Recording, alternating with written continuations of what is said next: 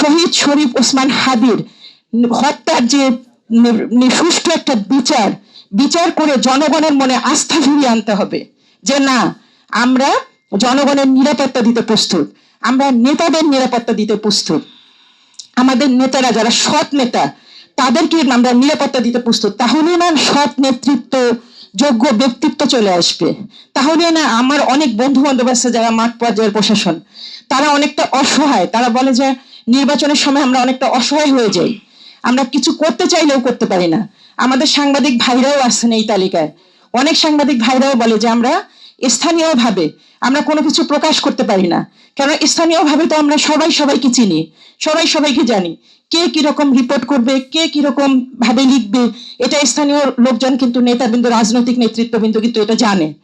তো আমি চাই যে আমাদের এই যে লড়াকু সাংবাদিক ভাই, আমাদের যে স্থানীয় প্রশাসন, তাদেরকে সরকারকে এটা মানে কনফার্ম করতে হবে যে না, তাদেরকে আমরা সার্বিক নিরাপত্তা দিব, তাহলে না একটা সুষ্ঠু নির্বাচন হওয়া সম্ভব। RICL TMX, যুগের পর যুগ স্থাপনা থাকে মজবুত। আর আমি আন্তরিকভাবে বিশ্বাস করি এবং আমি আশাবাদী থাকতে চাই, কেন বিগত 16 বছরে আমি অনেক বেশি নিরাশার মধ্যে ছিলাম, তো 24-এর গণ আন্দোলন আমার অন্তরে আশার সৃষ্টি করেছে। আমার মনে হয়েছে যে না, এইবার আমার তরুণ প্রজন্ম যারা জেগেছে, আমরা এখন আর অন্ধকারের দিকে ফিরে যাব না। আমরা না ভারতপন্থী, আমরা না পাকিস্তানপন্থী, আমরা বাংলাদেশপন্থী, আমরা বাংলাদেশি। এই যে রাজনৈতিক দলগুলোকে আমাদের পালস বুঝতে হবে।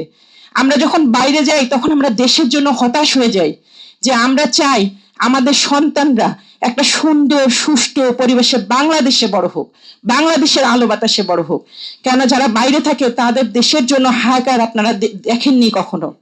সো আমরা বাংলাদেশকে বড় করতে চাই, বাংলাদেশকে নিয়ে আমরা থাকতে চাই। আমরা কোনো পন্থী হতে চাই না, কোনো পন্থী ট্যাগিং এর শিকার হতে চাই না। আমরা আমাদের সন্তানদেরকে বাংলাদেশের গল্প বলে বড় করতে চাই, বাংলাদেশকে ভালোবাসার গল্প বলে বড় করতে চাই, বাংলাদেশের দেশপ্রেমিক সন্তান হিসেবে বড় করতে চাই। তাই আমি আমাদের যে পরের পয়েন্ট, যোগ্য নেতৃত্ব, আমাদের নেতাদেরকে এই বিষয়টা অবগত করতে চাই যে এই ক্ষমতা চিরস্থায়ী ক্ষমতা নয়। এই ক্ষমতা এমন একটা আগুন যে এই ক্ষমতায় পড়ে যে অন্যায়ের পথে পরিচালিত হয়, সে দুনিয়া এবং পরকাল দুটোতেই লাঞ্ছিত হয়। এটা যে কোনো ধর্ম, যে কোনো রিলিজনই এটা বলে। সো আসুন, আমরা কোনো পন্থী না, আমরা বাংলাদেশপন্থী, আমরা বাংলাদেশকে ভালোবাসি এবং এইটাই আমাদের সুযোগ, এই নির্বাচনে আমাদের সুযোগ।